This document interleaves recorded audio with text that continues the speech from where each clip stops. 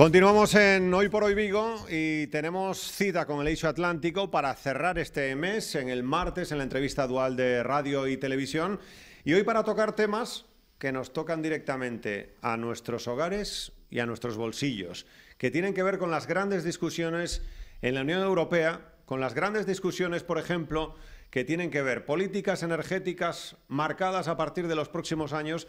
Pues os acordaréis cuando hablábamos con Xavier Lavandeira, que estaba in situ en la COP21 de París, en la COP22 de Marrakech, cómo se puede hacer ese equilibrio. Y lo que nos toca más de cerca, hemos estado hablando de la luz, del precio de la luz, de los combustibles, del coche eléctrico, de muchas cosas que vamos a analizar con dos expertos que tenemos aquí con nosotros, y aprovechando además que va a tener una importante cita en Braganza, pues es un placer tenerlo aquí con nosotros y saludar al doctor Samuel Furfari, que además es uno de los más reputados expertos de la Unión Europea durante muchísimas décadas, pues analizando la política energética, como hace también en la Universidad Libre de Bruselas, en donde se licenció, en donde se doctoró y en donde es uno de los mayores expertos precisamente en política energética. Samuel Furfari, señor Furfari, gracias por estar con nosotros y muy buenas tardes. Gracias a vosotros, buenas tardes. Gracias por venir, y además que va a darnos luz, nunca mejor dicho, pero más barata, esperamos, de temas que son del día a día. Y también saludamos a Manuel Lara, profesor de Planificación Energética de la Universidad de A Coruña, otro de los grandes expertos que tenemos aquí en nuestra tierra. Manuel, gracias por estar con nosotros. Muy buenas tardes. Muchas gracias por la invitación y espero que sea atractivo el programa y, si cabe, útil. Esperemos que sí. En sus manos estamos. Como expertos, además, pues ahí nos vamos a dejar aconsejar. Por ejemplo, señor Furfari, estamos hablando día sí y día también de la luz. Y muchos de los oyentes y televidentes dirán, es que me sube, es que sigue subiendo la luz. Esa política energética, el equilibrio en España, como experto, ¿cómo analiza lo que estamos sufriendo en nuestros bolsillos los españoles y que no son capaces de ponerle freno, de acotar los gobiernos? Es que lamentablemente no es solo un problema español. También. Es un problema de todos los países de la Unión Europea. Quizá en España ha subido más porque estaba bastante barato antes. Pero hoy día España no tiene la electricidad la más cara. Hay países donde es mucho más caro, como en Dinamarca, en Alemania, en Bélgica. Entonces, España más o menos está en la media europea. Pero sí es verdad que antes era tan bajo que el precio de la luz es un problema enorme para los españoles. Claro. Ahí el equilibrio, señor Lara, también está en el salario que tiene. No solo eso, ¿no? Yo apuntaría incluso que el problema, y que tampoco es solo de España, es que en la factura que nos pasan por el consumo eléctrico se incluyen algunos conceptos que muchos entendemos que no deberían estar ahí. En los últimos años el precio de generar electricidad se ha reducido. Sin embargo, la factura final ha subido. ¿Por qué? Porque se han metido ahí los costes. Como resumen sencillito, se han metido un montón de impuestos al ciudadano ocultos en la factura de la luz. Los costes de transporte, los costes en su momento de la moratoria nuclear, aquí en España ya se retiró ya hace unos años ese coste añadido, pero se añadieron las primas a la generación con recursos renovables, y todo eso que entendemos debería estar en los presupuestos generales del Estado, porque imagínese usted que yo soy partidario de la energía nuclear. Sí. Y digo, ¿y por qué voy a tener que pagar a los molinos de viento? Y todos esos conceptos que se han ido sumando a la factura básica dan como resultado un tremendo aumento en el importe final. Sí, porque hay que hacer un máster para aprenderse. Y no solo, ciudadano no es capaz solo de... aquí, repito, hay un estudio de Eurelectric, la Asociación de Empresas Eléctricas Europeas, en el que país por país ve cómo se han ido engrosando en todos los países que están asociados el coste final, simplemente para que los gobiernos dispongan de más dinero para sus presupuestos. Sí, Samuel, quería apuntar algo. La media europea del aumento es de 3,5% cada año, en la media de todos los países. Y como ha dicho el colega Lara, es debido a la nueva política que empuja para una dirección de la política energética. Yo pienso que los fundamentales son correctos, hay que hacerlo, pero hay que explicar a la gente cuál es la consecuencia. La consecuencia es que más energías renovables intermitentes, la palabra es importante, intermitentes, hace subir la luz. ¿Por qué? Porque no existe la producción de energía eléctrica si en el mismo momento no se utiliza. La utilización de la electricidad contempla la producción y la producción, la utilización. Es instantáneo.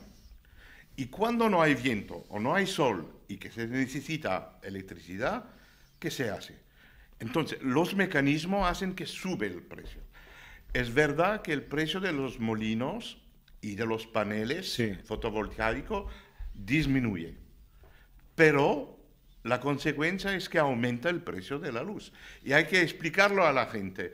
No es la empresa eléctrica que sube el precio, como ha dicho, el precio de la generación baja, pero son todos los impuestos, todas las ayudas que hacen subir este precio. Y no va a parar, porque el sol... ¿No va a parar esto, señor Fofani? No se puede parar. No se puede parar porque la energía eólica y solar sigue siendo intermitentes.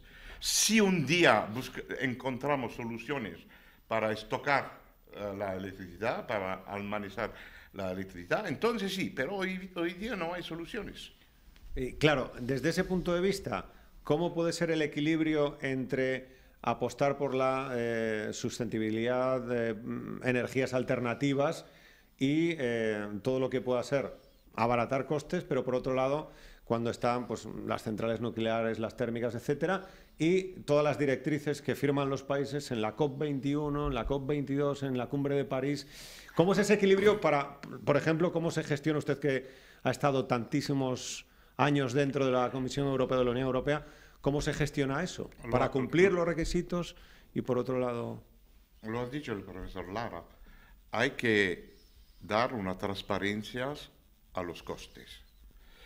El coste de la producción de energía eléctrica en Europa baja. Entonces tendría que bajar el precio de la luz. Es simple. Si hay otros motivos, como motivo medioambiental o motivo del cambio climático, tiene que ser otra política que lo hacen pagar. Y no la política, no venderlo, esconderlo en la factura de la luz. Eso es un problema no solo del sector de la energía. Vivimos en un mundo hoy día donde es necesario tener mucho más transparencia. La transparencia.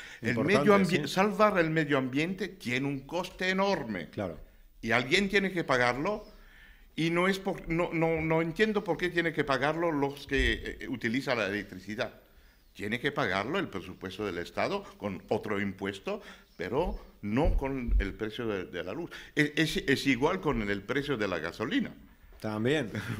3/4 del precio de la gasolina son impuestos. Aquí en Galicia todavía más, lo sabemos más. No sería normal pagar el precio de la gasolina y después pagar el precio para mantener la policía, las escuelas, las políticas sociales. Ese es el problema hoy día. Y por eso la gente no puede entender por qué sube el precio de la luz. Es normal que no lo puede entender. Sí, señor Lara, sobre este asunto, si quiere apuntar algo. Yo creo que lo básico lo hemos comentado y una posibilidad sería que, tengo entendido que al menos en algún momento en Holanda la hubo, que sería pues que el ciudadano en esa política de transparencia pudiese decidir qué es lo que quiere pagar. Es decir, si yo soy partidario de los molinos de viento, pues estoy dispuesto a pagar, sea con mi factura eléctrica o con la que sea, un poco más, pero sabiendo qué es lo que pago. En cambio, si otra persona dice, no, yo apoyo el carbón, por ejemplo, porque hay mucho y va a durar mucho tiempo, y no quiero pagar molinos de viento. Y que hubiese esa diferenciación, no ese ocultismo de meter todo allí en un saco y al final dices, lo único que veo es que va subiendo. Sí, va subiendo eso y como bien apuntaba Samuel, va subiendo pues el precio de la gasolina, que es otro puzzle, otro Tetris, que no sabemos cómo llega al ciudadano, ¿no? Y aquí en Galicia, pues todavía con el céntimo sanitario, que sí se está aplicando en su nivel más elevado, pues el ciudadano se encuentra con esas sorpresas, esos... Los gobiernos a veces lo que hacen es utilizar el mecanismo que les resulta más cómodo de aplicación, pero de una forma indiscriminada, lo cual es lo que no nos parece justo. A muchos, habrá quien le parezca justo, sí, pero indiscriminadamente no. Imagínese usted que es ciclista, oiga, ¿y por qué va a tener que pagar, aunque no se dé cuenta, el impuesto de hidrocarburos cuando consume energía eléctrica? Porque también ahí le afecta, puesto que las centrales termoeléctricas utilizan derivados del petróleo, en fin. O sea que estamos ahí, claro, la pregunta que les hago como expertos: ¿se podría llegar a pagar menos ahora que el ciudadano que nos está oyendo ve que sube y otro 3% este mes? El mes pasado no sé cuánto. ¿Hay alguna posibilidad o el gobierno tiene margen de maniobra amparado por la Unión Europea para poder controlar un poco más, o ya esto es imparable? Esto es una consecuencia de las políticas que se están haciendo, señor Furfari. El precio de la energía primaria no sube. Y al revés, va a bajar. Va a seguir bajando, sí. Después quizá hablaremos del gas. Sí. Y es típico de este asunto. El precio mundial baja, pero el consumidor ve que todo sube. Entonces, hay un problema ahí de transparencia, pero en un mercado abierto, el precio de la energía tendría que bajar. ¿Cómo pueden ser más eficientes? De eso hablará también en la cita de Bragança los ayuntamientos, lo más cercano al ciudadano, la administración más cercana al ciudadano. ¿Cómo puede ser más eficiente? Despilfar energía es despilfar dinero, además de los impactos ambientales. Entonces, yo pienso que cada ciudadano tendría que tener la conciencia que es posible ganar dinero utilizando energía en un modo que no es sabiaduro. El mismo para el alcalde. Es igual. Si yo hago ahorro de energía en mi casa, el alcalde puede hacer ahorro de energía en su ciudad. ¿Por qué? Por disminuir el coste total de la utilización de la energía. Lo que vemos es que hace 20 años que hablamos de eso, poco se ha hecho.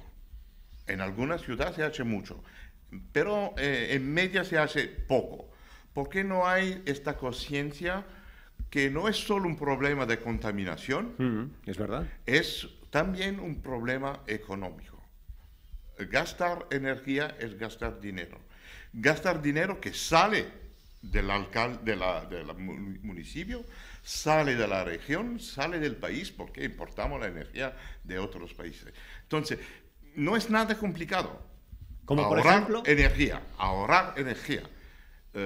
Empezando con la vivienda, entonces empezando en los municipios con los edificios públicos. Empezando a cambiar las ventanas, aislar el techo. No es necesario buscar soluciones complicadas. Solo el común buen senso ya puede aportar muchísimo. Y es por eso que la política energética de la Comisión Europea empuja a la obligación de ser más eficientes en los edificios. Es cierto. Por ejemplo, la Directiva Europea obliga a cada Estado miembro de mejorar 3% cada año de las superficies con una renovación energética. 3% cada año. No está mal. ¿Por qué no se hace eso también en la ciudad? Se obliga al Estado central, se podría animar por lo menos, sino obligar a las ciudades de renovar 3% al año. Es una obligación para todos los estados centrales. Me parece que se tendría que hacerlo también las regiones y los municipios. Muy interesante, pero no sé si hacemos los deberes. Ya lo acaba de comentar Samuel, ¿no? Que llevamos 20 años y que no sé en Galicia cómo lo ve usted, Mi Manuel. particular punto de vista es que todo empieza por la educación. La educación no solo nos ayuda a ser mejores ciudadanos, sino que con ese conocimiento que nos da la educación a elegir mejores gobernantes, que son los que toman las decisiones al final, y nosotros las sufrimos. No solo Galicia, España en general es una muestra de un derroche energético lumínico tremendo, sin necesidad. Es decir, solventados lo que pueden ser problemas de seguridad ciudadana o de seguridad vial, hay un exceso de iluminación terrorífico y se han aprobado instalaciones con luminarias muy artísticas en su diseño, pero que están alumbrando al cielo y no al suelo. Pues solo en el ámbito municipal, yo entiendo, con el ahorro en iluminación. Y después, otra parte importante, en agua, que tiene además también, la doble y que vertiente, lo estamos sufriendo aquí que pensemos que hay ciudades en España que están aprovechando la mitad del agua que bombean. Y el bombeo se hace con electricidad. Es decir, que no solo se está tirando agua, sino que se está consumiendo un montón de energía en ello. Hay medidas más llamativas que, desgraciadamente, a la clase política que ha ido bajando su nivel de una forma vertiginosa, lo que le importa es la apariencia para las próximas elecciones. Y claro, cambiar las tuberías de un abastecimiento de agua del siglo XIX luce poco y lleva mucho tiempo, aparte de causar inconvenientes. Por eso pienso que lo fundamental es que los ciudadanos, que desgraciadamente cada vez nos alejamos de la reflexión, estamos en un vértigo de inmediateces que nos impiden pensar, y a lo mejor porque yo ya soy viejo pienso que está inducido desde el poder esa actitud, que seamos más reflexivos y analicemos las circunstancias que en cada caso nos interesen y en función de ello movilicemos nuestro voto en su momento. Claro. Para exigir, por ejemplo, lo que antes decíamos, oiga, efectivamente, yo soy partidario de la recuperación de residuos agrícolas, pero no me lo meta en la factura de la luz. Métalo en los presupuestos generales del Estado, claro, del partido X, que lo tiene en su programa. Otra cosa es después que cumplan el programa o no, pero bueno, algo habremos adelantado si se comprometen a que estén claramente lo que Samuel mencionaba antes de la transparencia, es decir, oiga, usted no me enrolle, dígame exactamente eso a dónde va. Al ciudadano, y ahora hablaremos y les preguntaré por los ciudadanos, pero hoy leí una noticia de unas máquinas en el metro de Estambul en donde la gente va a llevar sus botellas de plástico para, sobre todo, potenciar el reciclaje allí, que van más lentos que en otros países. Entonces, metes la botella de plástico y te reduce un tanto por ciento del precio del billete dependiendo de las botellas que metas. A veces se le pide mucho al ciudadano y no se le da nada a cambio. Recicle usted en casa, lleve las botellas hasta el contenedor que lo tiene usted a 300 metros de su casa y lleva las botellas a reciclar. Separe el tipo de residuos. Separe el tipo de residuos y la tarifa de la basura la suben cada año. O sea, que es como... Pero no me pueden beneficiar a mí porque yo estoy cumpliendo un poco, ¿no? No sé cómo lo ven ustedes, ¿no? Es interesante porque mi hijo, Antonino, es el responsable del reciclaje de plástico en Europa. Y con él aprendo mucho de las cosas. Está ayer y esta semana en Tokio, en Yakarta, y hoy en la cumbre sobre la polución en el mar en Borneo. Y es impresionante cuánto se puede ahorrar reciclando la plástica. Es un valor añadido. Claro. Reciclar plástica es buen senso económico, además del impacto medioambiental, claramente. Sí. Tiene un sentido enorme. ¿Por qué? Porque la plástica es 99% petróleo, pero el porciento más es un valor añadido de productos químicos que cuestan mucho dinero. Mucho dinero. Y si se recicla, se gana dinero.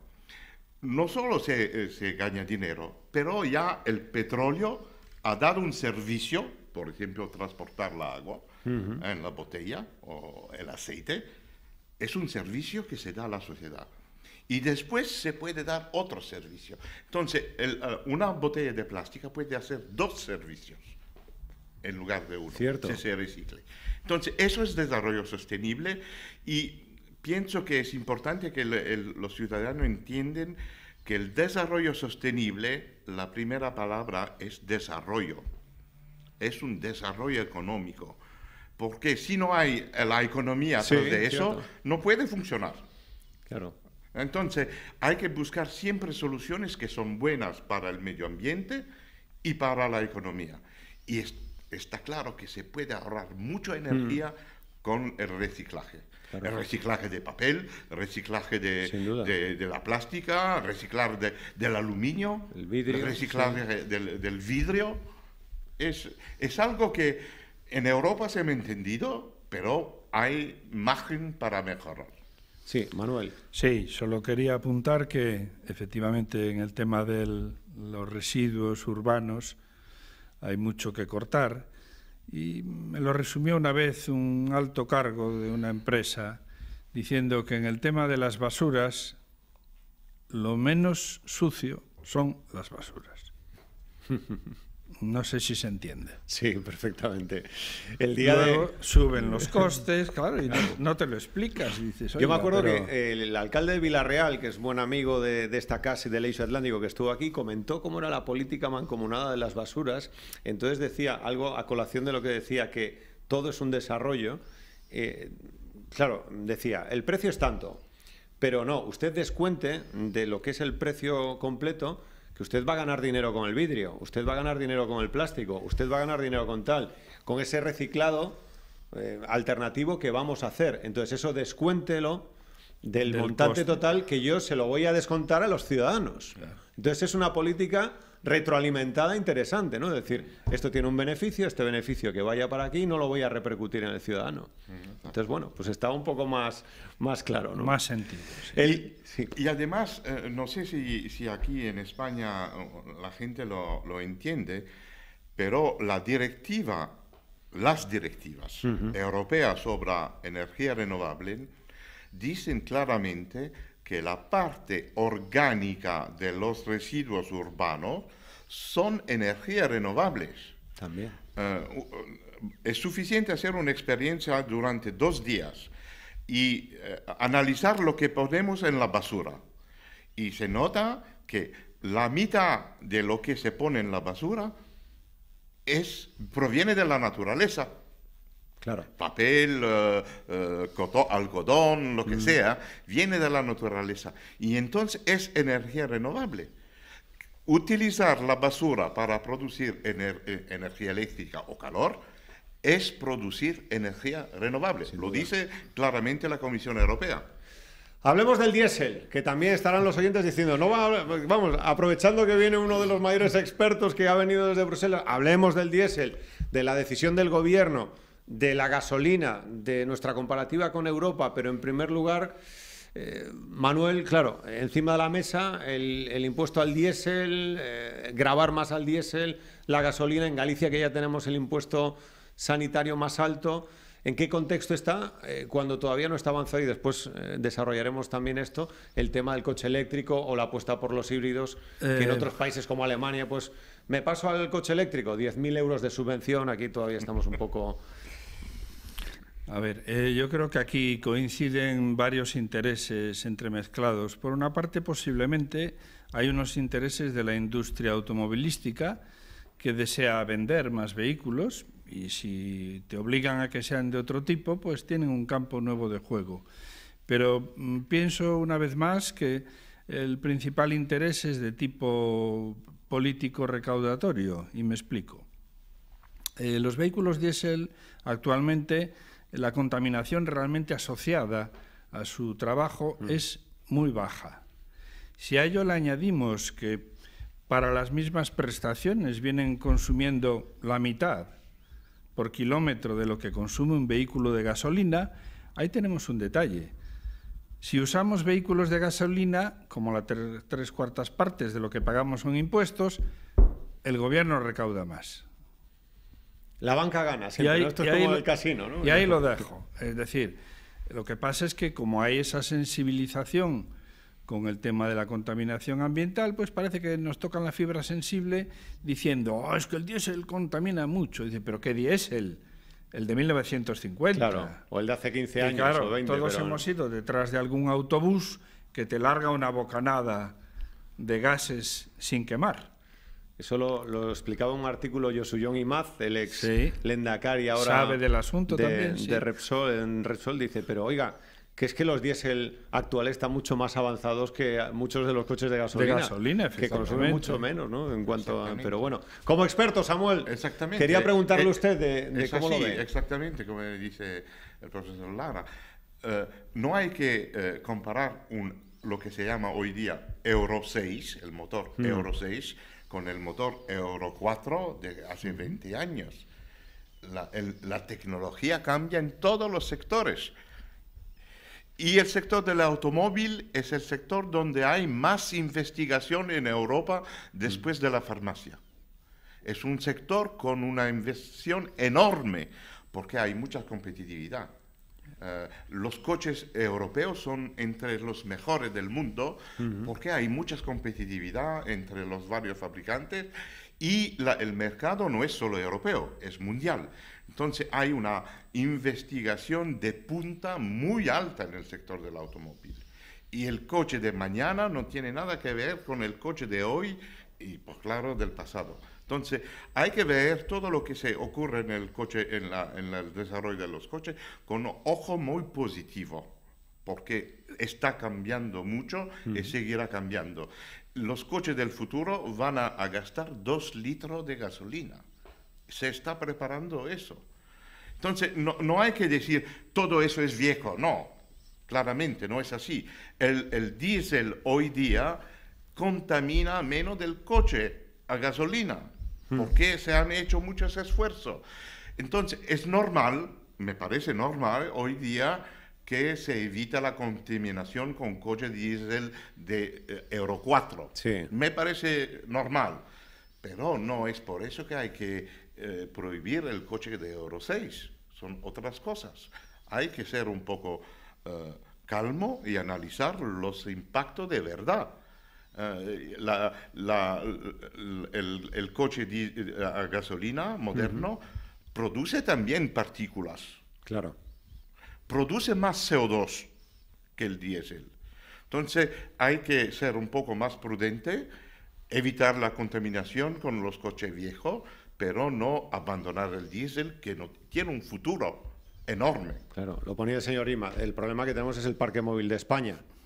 La edad que tiene el parque móvil que... Pero ese es otro tipo de actuación, es decir, que no es convertir al diésel en nuestro enemigo. Sí, no hay que demonizarlo, ¿no? Y ahí, si queremos, aún vemos un actor más que participa de esta pequeña revolución, y es la industria eléctrica. Ahora les preguntaré por el coche eléctrico y el híbrido. La industria eléctrica algún día trata de vender y de que se usen vehículos eléctricos que les ayuda a compensar los desniveles de generación, porque lo cargaremos durante la noche y se está retrasando la puesta en el mercado de vehículos que utilicen gas natural, licuado o comprimido.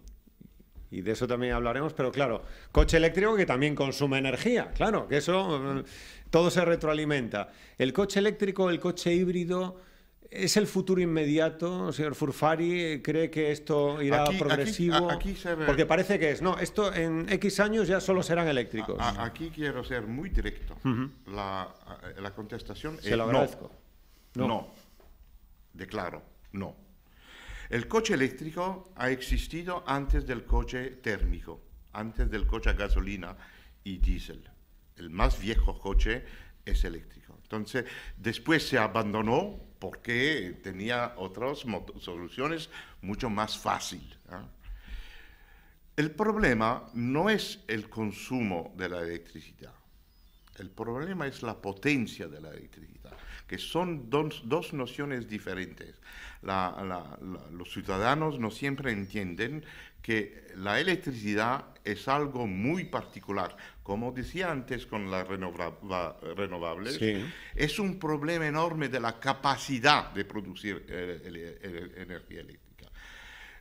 He hecho algunos cálculos y sustituir 10% de los coches que tenemos hoy día con coche eléctrico contempla un aumento del consumo de la electricidad de 2,5 o 3%. Nada. 3% más de electricidad para sustituir 10% de los coches. Entonces, sería fantástico, ¿no? Sí, no. Pero no es así, porque cuando se habla de electricidad hay que hacer la diferencia entre kilovatio y kilowatt-horas, entre megavatio y megawatt-horas. Y ahí hay un problema enorme. No voy a entrar en los detalles, pero una carga rápida de 10% de los coches que tenemos en un país, en una región, contempla doblar la capacidad de producción eléctrica, doblar la central térmica. Es que doblar. Cuando en la Semana de la Movilidad Europea, uno de los impulsores de Copenhague, del Copenhague ciclista, que es la ciudad con más bicicletas que vehículos a motor, decía, claro, esto del coche eléctrico es muy romántico, pero si todos los coches, decía, expertos nucleares, amigos míos, decía, si todos los coches europeos fuesen eléctricos, necesitamos 45 centrales nucleares más. Claro. Entonces, claro, dice, jueguen ustedes, ahí lo tienen, pónganse a jugar. No, y no solo eso, Vigo, se nota, es una ciudad muy concentrada, con muchos pisos. ¿Cómo se puede pensar poner las bornas de carga de los coches en toda la ciudad? Claro. ¿Quién paga eso? ¿Quién paga abrir todas las calles para poner cables nuevos, enormes, para hacerlo y hacerlo aquí deprisa? Eso no tiene sentido. Igual estamos esperando que lo pague la Unión Europea, ¿no? Como que estamos acostumbrados a que lo pague la Unión Europea. No hay dinero para eso. Claro. Entonces, yo soy en favor del coche eléctrico, pero despacito. Buscar soluciones para que disminuya el precio de la luz, creando nueva central eléctrica más eficiente, con producción menos cara, y después un poco a la vez más coche eléctrico. Pero no de repente decir, quitamos el coche diésel y lo sustituimos con el coche eléctrico. Eso es de broma. Claro. Aquí se ha subido el precio del diésel, pero sin haber una política de apuesta por el coche híbrido, el coche eléctrico, de fomento de su compra. Señor Lara, no sé cómo lo ve. A ver, yo creo que usted, históricamente, ¿no? Realmente la cuestión es que el combustible diésel ha estado de alguna forma subvencionado y ha tenido un precio pues sensiblemente inferior al de la gasolina. Entonces ahora realmente, tratando de mirarlo objetivamente, lo que se está intentando equilibrar, porque además, curiosamente, mientras que la Unión Europea es una voraz consumidora de gasóleos, de combustible diésel, y en Estados Unidos, por contra, es gasolina, necesitamos importar combustible diésel y exportamos gasolinas. Ahí hay un claro desequilibrio en ese mercado también.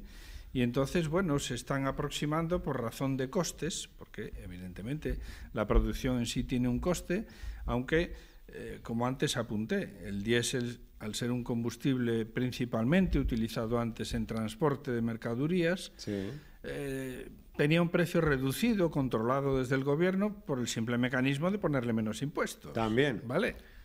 Que eso es como... Aunque producirlo costase más. Claro, claro, sí. Hablaremos ahora del gas, porque el señor Furfari también nos tiene que poner encima de la mesa algo que es muy importante, pero quería analizar, y en medio de todo esto usted hablaba de la eficiencia de las ciudades en el tema de la luz, ciudades que ya están siendo muy restrictivas, ¿no? Ciudades que impiden el paso de vehículos diésel, etc. Amberes, una de ellas, que fue de las primeras de Europa, y cada vez más ciudades, ¿no? Limitando por el tema de cambio climático, lucha contra la contaminación. ¿Nos estamos metiendo en un callejón o cómo se puede gestionar todo eso, señor Furfari, para el equilibrio entre el control de la contaminación y también el parque móvil? En todos los asuntos de desarrollo sostenible hay que admitir que necesitamos tiempo. No hay soluciones inmediatas. Recuerdo que la crisis energética empezó en 1973. Son 45 años. Sí. En 45 años hemos descubierto muchas cosas y hecho muchas cosas. Pero no hemos cambiado todo el sistema. porque se necesita tiempo. Entonces, cuando se dice en una ciudad que se quiere hacer un cambio radical, yo no me lo creo, porque no es posible. Hay que admitir, ¿cómo se puede prohibir a la gente que ha comprado un coche hace 2 años, decirle, ahora tú no puedes utilizar tu coche? Claro. Es antidemocrático. Y no toda la gente tiene dinero para comprar un coche eléctrico que cuesta demasiado. Muchísimo. Aquí en España Entonces, mucho más. Hay que admitir, queremos limpiar la ciudad, hay que hacerlo, pero también hay que tener cuenta de la realidad de la gente, del ciudadano. ¿A quién le gusta que le dice, mañana tú no puedes utilizar tu coche? Bien, si tú le dices, de aquí a 5 años, claro, no tendrás que hacerlo, o 10 años, de acuerdo, pero no de repente. Entonces, cuidado con las soluciones simples. Solución simple a un problema complejo son soluciones erradas. El gas licuado, porque siempre que llega una feria del automóvil, salón del automóvil, aquí en Vigo hay uno, siempre se habla del gas. Se habla del gas licuado, transporte terrestre, transporte marítimo. ¿Es una realidad? ¿Está encima de la mesa de la agenda de algo que conoce usted muy bien como la propia Comisión Europea? Antes de todo, decir que si hablamos de gas natural. De gas natural, sí. Que es el metano, y no el gas de petróleo GPL, que es otra cosa. Sí, eso es la sorpresa del siglo. El gas natural es una sorpresa porque hay muchísimo gas en el mundo, es barato y no hay un dominio de unos países, porque se puede encontrar gas en muchísimos países. Y además, eso es algo fenomenal, lo que está ocurriendo en Estados Unidos con el gas de esquistos ha cambiado toda la política energética del mundo. Estados Unidos ha entendido que con el gas tan barato se puede utilizar el gas para transporte. Entonces, han empezado los camiones en Estados Unidos, sin ninguna legislación, sin ningún apoyo económico, sin subvención, sin reglamentos. La gente se daba cuenta que hay un combustible que se puede utilizar en los camiones. Por ejemplo, la empresa de correos UPS, la grande empresa, está convirtiendo o comprando solo camiones, furgonetas que funcionan con gas licuado. ¿Por qué? Porque es más limpio y más barato. Y existe la cadena de distribución, el gas se encuentra en todos los lugares.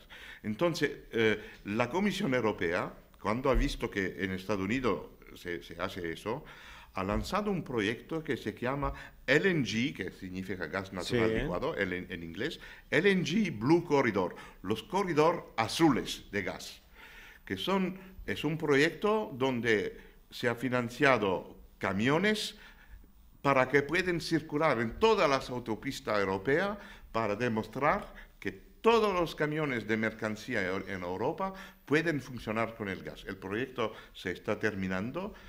Se han percorrido millones de kilómetros sin ningún problema, sin ninguna polución.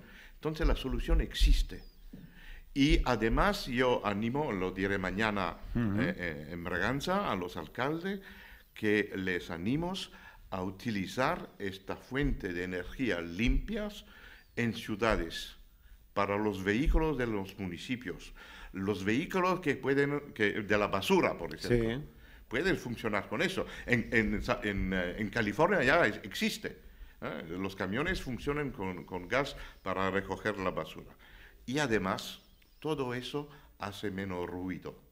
Un motor de gas corta por 50% el ruido. Entonces, son todas ventajas que nos animan a ver la ciudad del futuro más limpia. ¿Y todo está relacionado o parte con el fracking o no? Porque se ha hablado mucho y se ha debatido mucho, por ejemplo, en España. El fracking, que no es nada nuevo, el fracking existe de hace 50 años. No es nuevo el fracking. Claro. No, porque en todos los pozos de parlamentos petróleo regionales en España que han sacado mociones en contra del fracking, eso también porque no saben. Claro, no, por eso le preguntaba. En cada 5 minutos en el mundo se hace un pozo de petróleo de gas, cada 5 minutos. Y siempre se hace el fracking, no es nada nuevo. Volviendo a su pregunta, el fracking ha añadido a los recursos de gas natural. Pero sin fracking hay, en cualquier caso, claro, mucho gas en el mundo. Claro. Y una última cuestión, los puertos, ya que estamos en Vigo, que es una ciudad portuaria, ¿también va a ser una alternativa, una posibilidad? Sí, no solo una posibilidad, es una obligación. La Comisión Europea ha adoptado en 2014 una directiva que obliga a todos los puertos de la Unión Europea a tener las bombas, no sé cómo se dice en español, tanques para rellenar los buques con gas natural licuado. Es una obligación. Para el 2025 todos los puertos tienen que tener eso. Porque actualmente los buques, los barcos, utilizan el fondo del barril de petróleo, el más sucio que hay. El fuel oil a alto tenor de azufre y de metal pesados. Entonces es un desastre. Y pasar de este tipo de carburante al gas limpia el puerto, limpia el aire. Es decir, que va a tener que hacer los deberes el puerto de Vigo, señor Lara. Está en ello ya. Es decir, en Galicia en eso, quizá discretamente, pero avanzamos gracias a que tenemos una planta de terminal de gas natural licuado en la ría de Ferrol. Sí. Se está trabajando ya para poner una gasinera, o no sé cómo le llamaremos, en el futuro, para suministrar gas natural licuado en Betanzos, en concreto, a los transportes de larga distancia. Porque, aparte de las ventajas ambientales que ya ha mencionado el profesor Furfari, tiene una muy importante y es el coste. Es decir, los camiones consumen en euros menos de la mitad de lo que consumen con diésel. Caramba. Pues es una razón de peso. Y por otra parte, el puerto de Vigo está el proyecto avanzado, no sé, o no puedo o no debo decir hasta qué punto, para instalar un punto de suministro de gas natural licuado a buques. Se hizo ya hace más de un año, si no recuerdo mal, una prueba con una pequeña embarcación de salvamento alimentada por gas natural, pero aquella operación se hizo mediante un camión cisterna, simplemente para ver los problemas que podía haber en el suministro, distancias de seguridad y, bueno, asuntos técnicos. Pero ya tomada la decisión y en este ámbito, pues se va adelante para instalar un punto fijo de suministro. Manuel Lara, Samuel Furfari, les agradezco mucho que hayan estado aquí con nosotros hablando de esos asuntos del día a día que tanto nos afectan al bolsillo, como bien apuntaba el señor Lara, vía impuestos muchas veces, cargando ahí la mano en el ciudadano, pero queríamos conocer mucho más en profundidad estos asuntos. Le agradezco mucho que hayan estado aquí con nosotros. Muy amables. Muchas gracias. Gracias. Vamos a ir cerrando esta entrevista y volvemos en la radio para despedir. Hasta ahora.